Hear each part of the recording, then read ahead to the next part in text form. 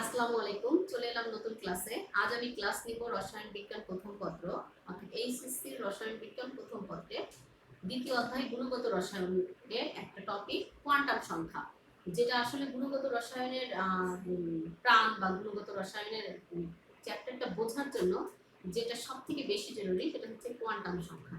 Quantum সংখ্যা যদি আমরা বুঝতে পারি তাহলে আমরা গুণগত রসায়ন অধ্যায়ের সমস্ত প্রশ্নের উত্তরে মোটামুটি কভার করতে পারবো। আচ্ছা, তাহলে আমার এই রসায়ন বিজ্ঞানের এইচএসসি রসায়ন বিজ্ঞানের ক্লাস ইউটিউবে এটাই প্রথম আপলোড দিচ্ছি আমি। সবাই পাশে থাকলে বা সবাই কমেন্টে জানাবেন আমার ক্লাসটা কেমন লাগলো। যদি ভালো লাগে তাহলে পরবর্তীতে আরো ক্লাস আমি ইউটিউবে আপলোড দিব। So welcome all of you to my class, let's get started. Quantum সংখ্যা, আজকে আমরা পড়বো কোয়ান্টাম সংখ্যা। কোয়ান্টাম সংখ্যা কি? আমরা প্রথম আসলে এসএসসি তে এক ধরনের লেখাপড়া করে আসছি, এখন এইচএসসি তে যখন উঠেছি তখন বিষয়গুলো বইটা দেখলে বা এখানে আমাদের এসএসসি তে আমাদের সিলেবাসে কেমন ছিল, একটা বই ছিল সরকার নির্ধারিত, সেই একটা বই পড়লেই হতো। কিন্তু এইচএসসি তে এসে আমাদের দেখা গিয়েছে অনেকগুলো রাইটারের বই আছে, অনেকগুলো রাইটারের বই কম্বিনেশন করে পড়তে হবে। তো সেক্ষেত্রে আসলে আমার ক্লাসটা আমার মনে হয় সবাইকে খুব ভালো কাজ দিবে। আসলে আমি ক্লাসটা এভাবেই নিচ্ছি এবং ধারাবাহিকভাবে আমি এভাবেই নিব যে প্রতিটা রাইটারের বই, অর্থাৎ কোনো রাইটার কোনো টপিক ভালো লিখেছে, অন্য রাইটার অন্য টপিক ভালো লিখেছে, এই যে সব রাইটাররা কারা কোন টপিকটা ভালো লিখেছে সেই টপিকগুলোই আমি মানে কম্বিনেশন করে আমি আপনাদেরকে বা তোমাদেরকে সব থেকে ভালো জিনিসটা ডেলিভারি দেওয়ার চেষ্টা করব, ভালো বোঝানোর চেষ্টা করব। আচ্ছা, তাহলে দেখো এখন কোয়ান্টাম সংখ্যা। কোয়ান্টাম সংখ্যা জিনিসটা কি? আমরা এসএসসি তে পড়েছি, বোর মডেল পড়েছি, রাদারফোর্ডের মডেল পড়েছি, অর্থাৎ ইলেকট্রন সম্পর্কে, ইলেকট্রন প্রোটন নিউট্রন সম্পর্কে এখন আমাদের মোটামুটি একটু জ্ঞান আছে যে আমাদের পরমাণু সমূহকে যদি আমরা ভাগ করি তাহলে সেটা কি আসলে একটা পরমাণু ইলেকট্রন প্রোটন এবং নিউট্রন এই তিনটি কণার সমন্বয়ে গঠিত। কারণ ইলেকট্রন ঋণাত্মক চার্জযুক্ত, প্রোটন ধনাত্মক চার্জযুক্ত, নিউট্রন নিরপেক্ষ যেটাকে আমরা পজিটিভ হিসেবে ধরি। এবং আমাদের এটাও আমরা জানি যে কোন পরমাণুর কেন্দ্রে, এগুলো আমরা জানি যে কোন পরমাণুর কেন্দ্রে থাকে নিউক্লিয়াস, এই কেন্দ্রে থাকে নিউক্লিয়াস। এটা যদি একটা পরমাণু হয় এর কেন্দ্রে থাকবে নিউক্লিয়াস, নিউক্লিয়াসের ভেতর থাকবে নিউট্রন এবং প্রোটন এবং বাইরে থাকবে ইলেকট্রন। এখানে এবং এটাও জানি যে যতগুলো ইলেকট্রন তার কক্ষপথে অবস্থান করবে ততগুলো প্রোটনই তার কেন্দ্রে অবস্থান করবে। এই জিনিসগুলো আমরা জানি এবং বোর মতামত থেকে আমরা এটাও জানি যে ইলেকট্রন সমূহ নিউক্লিয়াসের চারিদিকে একটা নির্দিষ্ট বৃত্তাকার কক্ষপথে ঘুরছে, এটা আমরা জানি। এখন আমরা যেটা জানবো এর থেকেও বেশি কিছু জানবো, সেটা হচ্ছে যে বোর বলেছে যে ইলেকট্রন সমূহ নিউক্লিয়াসের চারদিকে একটা নির্দিষ্ট বৃত্তাকার কক্ষপথে সবসময় প্রদক্ষিণ করছে। যখন আমরা এটাও জানি যে ইলেকট্রনগুলো কিন্তু নিজ অক্ষপথে, অর্থাৎ পৃথিবী যেমন সূর্যের চারিদিকে প্রদক্ষিণ করছে আবার পৃথিবী নিজ অক্ষের উপরও ঘুরছে, ওরকম ইলেকট্রনটাও কিন্তু নিজ অক্ষের উপরেও নিজে আবর্তিত হচ্ছে, আবার সে নিউক্লিয়াসের চারিদিকেও একটা কক্ষপথে আবর্তিত হচ্ছে। এখন ইলেকট্রন সমূহ যে নিউক্লিয়াসের চারিদিকে একটা নির্দিষ্ট বৃত্তাকার কক্ষপথে ঘুরছে, বোর পরমাণু মডেলে বলেছে বোর, বিজ্ঞানী বোর, কিন্তু আসলে না নির্দিষ্ট কক্ষপথে এরকম বৃত্তাকার কক্ষপথে যে ঘুরছে ব্যাপারটা আসলে তা না। ইলেকট্রন সমূহ শুধুমাত্র বৃত্তাকার, এই যে কক্ষপথগুলোর আকৃতি যে শুধুমাত্র বৃত্তাকার এটা কিন্তু না। কক্ষপথগুলোর আকৃতি কখনো বৃত্তাকার, কখনো উপবৃত্তাকার বা কখনো ডাম্বেল আকৃতির হয়ে থাকে। এই জিনিসটা বিজ্ঞানী বোর বলতে পারেনি, কিন্তু বিজ্ঞানী বোরের পরে অন্য বিজ্ঞানীরা আবিষ্কার করেছে যে এই ইলেকট্রনগুলো শুধুমাত্র নির্দিষ্ট কক্ষপথে যে ঘুরছে, কক্ষপথের আকৃতি শুধুমাত্র গোলাকার নয়, এটা উপবৃত্তাকার হতে পারে, গোলাকার ছাড়াও বৃত্তাকার ছাড়াও উপবৃত্তাকার হতে পারে। তাহলে দেখো আমরা এখন দেখাবো যে আমরা যে টপিকের কথা বলবো সেটা হচ্ছে কোয়ান্টাম সংখ্যা। অর্থাৎ ইলেকট্রন সমূহ নিউক্লিয়াসের চারিদিকে যে বৃত্তাকার কক্ষপথগুলোতে ঘুরছে, এই কক্ষপথগুলোর আকৃতি, আকার, প্রকৃতি এবং ইলেকট্রন সমূহ যে নির্দিষ্ট কক্ষপথে ঘুরছে এই কক্ষপথগুলোতে ইলেকট্রনের যে ত্রিমাত্রিক দিক বিন্যাস এবং এই ইলেকট্রন সমূহ ঘড়ির কাঁটার দিকে ঘুরছে না, ঘড়ির কাঁটার বিপরীত দিকে ঘুরছে, এই সমস্ত কিছু, এই সমস্ত বিষয়গুলো কয়েকটি সংখ্যার মাধ্যমে প্রকাশ করা হয়। এই সংখ্যাগুলোকে বলা হয় হচ্ছে কোয়ান্টাম সংখ্যা।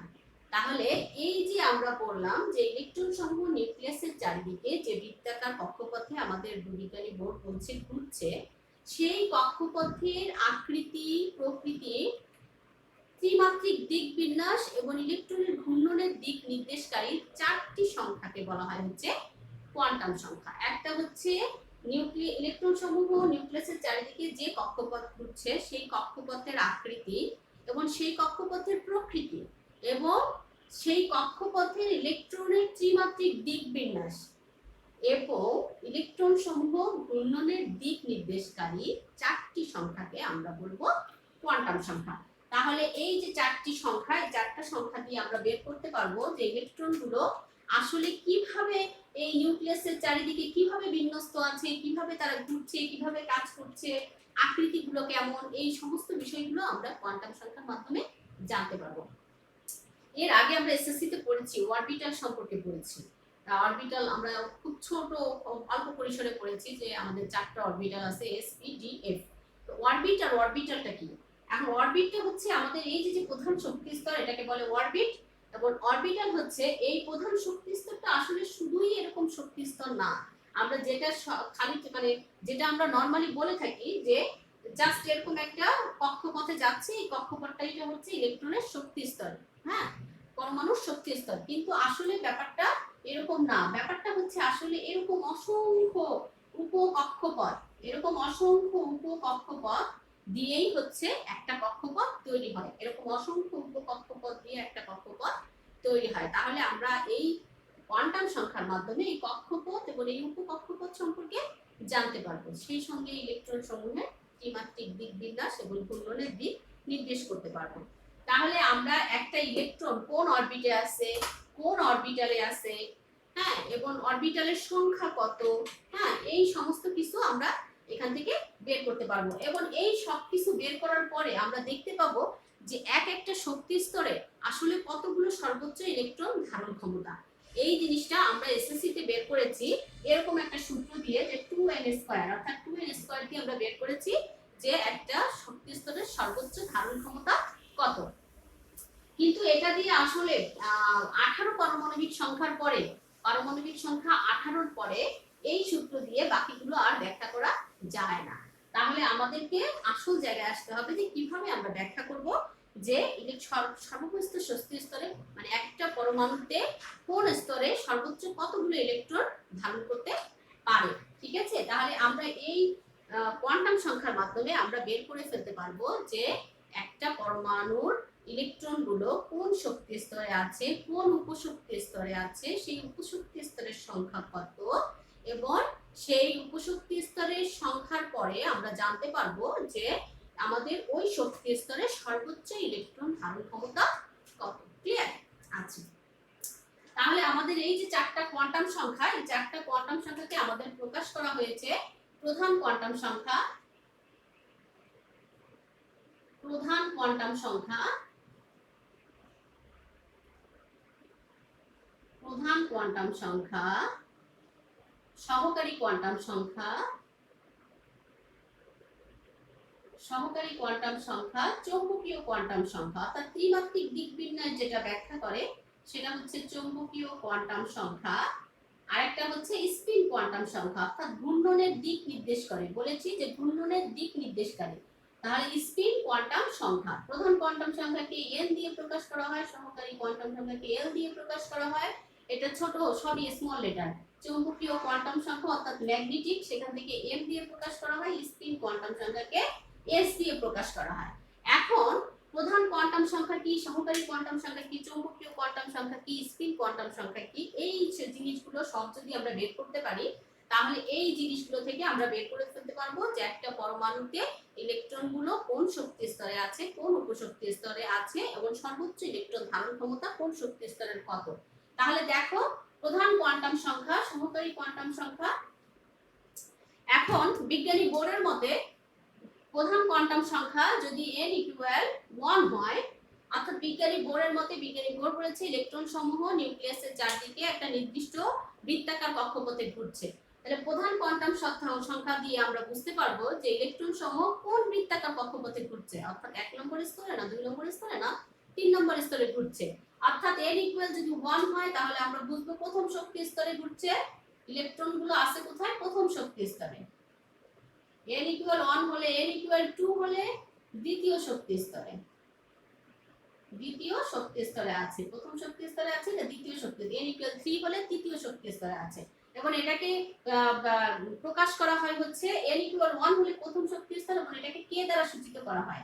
n ইকুয়াল 2 কে l দ্বারা সূচিত করা হয়, n ইকুয়াল যদি 3 হয় সেটাকে m দ্বারা সূচিত করা হয়। অর্থাৎ আমাকে যদি প্রথম শক্তি স্তর না বলে বলা হয় যে k সেলে ইলেকট্রন আছে, তাহলে আমি বুঝবো যে k সেলে ইলেকট্রন আছে মানে প্রথম শক্তি স্তরে ইলেকট্রনটি আছে। যদি বলে l সেলে ইলেকট্রন আছে তাহলে আমরা বুঝবো যে দ্বিতীয় শক্তি স্তরে ইলেকট্রন আছে। এটা হচ্ছে প্রধান কোয়ান্টাম সংখ্যা। এবার দ্বিতীয় কোয়ান্টাম সংখ্যা অর্থাৎ সহকারী কোয়ান্টাম সংখ্যাটা কিভাবে বের করব? সহকারী কোয়ান্টাম সংখ্যা l এর মান n এর উপরে নির্ভর করে। সহকারী কোয়ান্টাম সংখ্যা l এর মান n এর উপরে নির্ভর করে। তাহলে l সমান সমান হবে হচ্ছে 0 হতে n মাইনাস 1, অর্থাৎ l এর মান হবে 0 থেকে n মাইনাস 1। তাহলে l এর মান যদি 0 থেকে n মাইনাস 1 হয় অর্থাৎ n এর উপরে নির্ভর করে, তাহলে আমাদের n ইকুয়াল যদি 1 হয় তাহলে আমরা l এর মান কিভাবে বের করব? n ইকুয়াল 1 যদি n ইকুয়াল 1 হয় তাহলে l ইকুয়াল কত হবে? l ইকুয়াল কত হবে? 0, আর এই 1 থেকে 1 বাদ দিলে কত থাকে? 0, তার মানে n ইকুয়াল 0। যদি n ইকুয়াল 2 হয় তাহলে n ইকুয়াল কত হবে? 0, আমাদের বলেছে 0 হতে n মাইনাস 1 অর্থাৎ 0 সহ, 0 সহ n মাইনাস 1, তাহলে 0 আর n মাইনাস 1 মানে কি? 2 যদি হয় তাহলে 2 থেকে 1 বাদ দিলে কত থাকে? 1, তার মানে 0 1। n ইকুয়াল যদি 3 হয় তাহলে n ইকুয়াল 0 1 2, 3 থেকে 1 বাদ দিলে 2, অর্থাৎ 0। n ইকুয়াল যদি 3 হয় তাহলে 0 হতে তো, তাহলে 0 তারপরে 1 তারপরে 3 মাইনাস 1 2, তার মানে 0 1 2। n ইকুয়াল যদি 4 হয় তাহলে n ইকুয়াল 0 1 2 3। বোঝা গিয়েছে? তাহলে একটা অরবিটে অর্থাৎ একটা শক্তি স্তরে চারটা, l হলো সহকারী কোয়ান্টাম সংখ্যা অর্থাৎ উপস্তরের সংখ্যা, l হচ্ছে উপস্তরের সংখ্যা। তাহলে উপস্তরের সংখ্যা একটা স্তরে চারটা উপস্তরের বেশি হতে পারে না। এই চারটা উপস্তর হচ্ছে s p d f। একটা শক্তি স্তরে অর্থাৎ n ইকুয়াল যদি মানে একটা যে কোনো একটা শক্তি স্তরে 1 নম্বর হোক 2 নম্বর হোক আর 3 নম্বর হোক, যে কোনো শক্তি স্তরে চারটার বেশি উপস্তর কখনোই হতে পারবে না। তাহলে n ইকুয়াল যদি 4 হয় তাহলে n ইকুয়াল 0 1 2 3, অর্থাৎ চারটার বেশি উপস্তর আর হবে না। এখন আমাদের এই যে চারটা উপস্তর, এই চারটা উপস্তরকে আমরা বলবো হচ্ছে s p d f orbital. এটাকে বলবো অরবিটাল s p d এবং f। এই চারটা অরবিটালের বেশি হতে পারে না। তাহলে চারটা orbital s p d f। এখন যেটা মনে রাখতে হবে সেটা হচ্ছে s p d f এই চারটা অরবিটাল s, এই s এর নিচে লিখবা 0, p এর নিচে 1, d এর নিচে 2, f এর নিচে 3, এইভাবে মনে রাখতে হবে। অর্থাৎ যদি l এর মান 0 হয় তাহলে s অরবিটাল, l এর মান যদি 1 হয় তাহলে p অরবিটাল, l এর মান যদি 2 হয় তাহলে d অরবিটাল, এবং l এর মান যদি 3 হয় তাহলে f অরবিটাল হবে। ঠিক আছে? তাহলে আমরা এখানে l এর মান থেকে আমরা কোন অরবিটাল হবে সেটা আমরা বের করে ফেলতে পারবো। অর্থাৎ l এর মান যদি 2 হয় তাহলে আমি বলেই ফেলবো যে এটা d অরবিটালে আছে, l এর মান যদি 3 হয় তাহলে আমরা বলে ফেলবো যে f অরবিটালে আছে। তাহলে দেখো আমাদের এখান থেকে আমরা অরবিটালের সংখ্যাটা বের করতে, অরবিটালের কোন উপস্তরে আছে উপস্তরের ব্যাপারটা উপস্তরের সংখ্যাটা বের করে ফেলতে পারতেছি। অর্থাৎ কোন উপস্তরে আছে সেটা নির্ণয় করতে পারতেছি, ঠিক সংখ্যা না, মানে কোন উপস্তরে আছে সেটা নির্ণয় করতে পারছি। অর্থাৎ n ইকুয়াল যদি 1 হয় তাহলে l ইকুয়াল 0, তাহলে এটা এই উপস্তরের নাম কি হবে? s। উপস্তরের নাম হবে s, উপস্তরের নাম হবে এখানে s। তাহলে n ইকুয়াল যদি 2 হয় তাহলে এখানে উপস্তরের নাম কি হবে? s এবং p, s p। এটা কি হবে? s p d। এটা কি হবে? s p d f। তাহলে আমরা জানলাম যে n এর মান যদি 4 হয় তাহলে আমাদের l এর মান হবে 0 1 2 3 4, অর্থাৎ এখানে উপস্তর থাকবে চারটা s p d f, চারটা উপস্তর থাকবে। ঠিক আছে, তাহলে এখান থেকে আমরা এতটুকু পরিমাণ জানতে পারলাম। এখন আমরা চলে যাব যে এম এর মান কিভাবে বের করব। এম এর মান বের করব কিভাবে?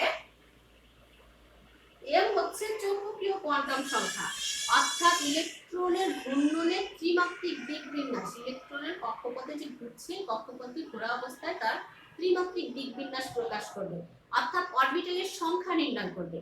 এল হচ্ছে কোন অরবিটালে আছে সেই সেই অরবিটালের নামটা সূচিত করবে, নাম প্রকাশ করবে। এবং এম হচ্ছে অরবিটাল, কতগুলো অরবিটালে আছে অরবিটালের সংখ্যা নির্দেশ করবে। তাহলে এম এর মান কি হবে? এম এর মান এল এর মানের উপর নির্ভর করবে। এম এর মান এল এর মানের উপর নির্ভর করবে। এম এর মান হবে 0 সহ মাইনাস এল হতে 0 সহ প্লাস এল পর্যন্ত, মাইনাস এল হতে 0 সহ প্লাস এল পর্যন্ত, অর্থাৎ এম এর মান এল এর মানের উপর নির্ভর করবে। এবং এম এর মান হতে আমরা বের করতে পারবো কতগুলো অরবিটাল আছে, অর্থাৎ অরবিটালের সংখ্যা আমি বের করে ফেলতে পারবো। তাহলে দেখো, আমাদের যদি L ইকুয়াল 1 হয়, L ইকুয়াল যদি 1 হয়, তাহলে M সমান সমান কি হবে? -1 0 প্লাস 1। যদি L ইকুয়াল 2 হয়, তাহলে M সমান সমান কি হবে? -2 -1 0 প্লাস 1 প্লাস 2 এরকম হবে। তাহলে দেখো যে L ইকুয়াল যদি 1 হয়, তাহলে M এর মান -1 0 প্লাস 1, তার মানে এখানে অরবিটাল সংখ্যা কয়টা আছে? 3টা। L এর মান যদি 1 হয়, তাহলে অরবিটাল সংখ্যা হচ্ছে 3টা। L এর মান যদি 2 হয়, তাহলে অরবিটাল সংখ্যা কয়টা? 3 আর 2 5টা। L এর মান যদি 3 হয়, তাহলে M সমান সমান কি হবে? -3 -2 -1 0 প্লাস 1 প্লাস 2 প্লাস 3। তাহলে L এর মান যদি 3 হয়, তাহলে আমাদের কতগুলো আসে? 1 2 3 4 5 6 7। এখান থেকে আমরা কি বের করতে পারি? দেখো, L ইকুয়াল 1, অর্থাৎ L ইকুয়াল যদি 0, এটাও লিখি। L ইকুয়াল যদি 0 হয়, তাহলে কি হবে? M সমান সমান 0, তাই না? L ইকুয়াল 0 হলে M সমান সমান 0। তাহলে আমরা এখান থেকে দেখো কি করে করতে পারি যে L ইকুয়াল 0 মানে কি? s orbital. তাহলে L ইকুয়াল 0 যদি s অরবিটাল হয়, তাহলে s অরবিটালে আমাদের s উপস্তরে আর কি, এই উপস্তরে অরবিটাল সংখ্যা কতগুলো? s অরবিটালে বা s উপস্তরে অরবিটাল সংখ্যা কতগুলো? একটা। L ইকুয়াল যদি 1 হয়, অর্থাৎ L ইকুয়াল 1 মানে কি? p orbital. তাহলে p অরবিটালে উপস্তর সংখ্যা কতগুলো আছে? 3টা। এই যে L ইকুয়াল যদি 2 হয়, তার মানে হচ্ছে d অরবিটাল। d অরবিটালে উপস্তরের সংখ্যা 5টা। f অরবিটালে উপস্তরের সংখ্যা 7টা। তাহলে আমরা জানি যে s অরবিটালে উপস্তরের সংখ্যা হবে 1টা, p অরবিটালে উপস্তরের সংখ্যা হবে 3টা। আমরা উপস্তরের সংখ্যা বের করে ফেললাম, যে আমরা m দিয়ে কিভাবে উপস্তরের সংখ্যা বের করে ফেলবো। এখন আমাদের দেখো স্পিন কোয়ান্টাম সংখ্যা। স্পিন কোয়ান্টাম সংখ্যা হচ্ছে কি, যে আমাদের প্রতিটা ইলেকট্রন প্রতিটা উপস্তরের এক একটা ইলেকট্রনের আর দুইটা ঘূর্ণন আছে। একটা হচ্ছে ঘড়ির কাঁটার দিকে, একটা হচ্ছে দুইটা ইলেকট্রন দুই দিকে ঘোরে, একটা হচ্ছে ঘড়ির কাঁটার দিকে ঘোরে, একটা হচ্ছে ঘড়ির কাঁটার বিপরীত দিকে ঘোরে। অর্থাৎ প্রতিটা উপস্তরের জন্য, প্রতিটা অরবিটালের জন্য, প্রতিটা ইলেকট্রনের জন্য ঘূর্ণন হচ্ছে দুইটা, একবার ঘড়ির কাঁটার দিকে, একবার ঘড়ির কাঁটার বিপরীত দিকে। অর্থাৎ প্রতিটা উপস্তরের এক একটা ইলেকট্রনের জন্য দুইটা করে ঘূর্ণন হবে। অর্থাৎ এক একটা উপস্তরে, যেমন ধরো যে s উপস্তর, যেটা বোঝানোর জন্য বলছি, এই যে s যদি হয়, তাহলে s উপস্তরে উপস্তর সংখ্যা কয়টা? একটা। এই একটা উপস্তরে ইলেকট্রন একটা ইলেকট্রন ঘড়ির কাঁটার দিকে যাবে, একটা ইলেকট্রন ঘড়ির কাঁটার বিপরীত দিকে যাবে। অর্থাৎ প্রতিটা উপস্তরে দুইটা করে ইলেকট্রন থাকবে, এবং দুইটা করে ইলেকট্রন, একটা ইলেকট্রন ঘড়ির কাঁটার দিকে, একটা ইলেকট্রন যাবে ঘড়ির কাঁটার বিপরীত দিকে। তাহলে আমাদের এই এটাকেই বলে স্পিন কোয়ান্টাম সংখ্যা। অর্থাৎ ইলেকট্রনগুলো ঘড়ির কাঁটার দিকে এবং ঘড়ির কাঁটার বিপরীত দিকে, কেউ ঘড়ির কাঁটার দিকে একজন, আরেকজন ঘড়ির কাঁটার বিপরীত দিকে। তাহলে আমরা বলবো যে s উপস্তরে দুইটা ইলেকট্রন আছে, p উপস্তরে তাহলে 3টা, 3 গুণন 2। তাহলে আমরা কি লিখবো এখানে? স্পিন কোয়ান্টাম সংখ্যা লিখবো কি? 3 প্লাস মাইনাস হাফ। অর্থাৎ একটা ঘড়ির কাঁটা, দুইটা ইলেকট্রনের, একটা ঘড়ির কাঁটার দিকে, একটা ঘড়ির কাঁটার বিপরীত দিকে।